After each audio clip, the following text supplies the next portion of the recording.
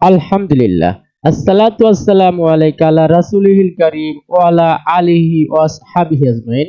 সম্মানিত কামিল তাফসীর প্রথম বর্ষের ভাই ও বোনেরা, আজকে আমরা যে প্রশ্নটি নিয়ে হাজির হয়েছি সেটাতে বলা হচ্ছে হযরত মুসা আলাইহিস সালামের যে ৯টি মুজিজা ছিল সেগুলো কি কি?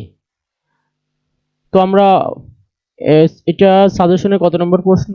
এটা সাজেশনের দেখে আসি। এটা সাজেশনের হচ্ছে 15 নম্বর প্রশ্ন। হ্যাঁ, সাজেশনের 15 নম্বর প্রশ্ন।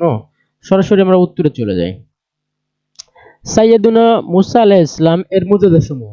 সাইয়েদুনা মুসা আলাইহিস সালাম ৯টি মুজিজা নিয়ে এসেছিলেন। তা হলো নম্বর ১, তার হাতের লাঠি। নম্বর ২, তার উজ্জ্বল শুভ্র হাত। তিনি যখন বগলের নিচে হাত রেখে তা বের করতেন তখন আলোকোজ্জ্বল সূর্যের ন্যায় ঝলমল করতে থাকত। নম্বর ৩, পাথর। নম্বর ৪, সমুদ্রে রাস্তা তৈরি হওয়া, যেমন আল কোরআনের বাণী। আচ্ছা, তারপরে হচ্ছে নম্বর ৫, দুর্ভিক্ষ। নম্বর ৬, তুফান। নম্বর ৭, টিড্ডি পোকা ও উকুন। নম্বর ৮, ব্যাঙ। নম্বর ৯, রক্ত।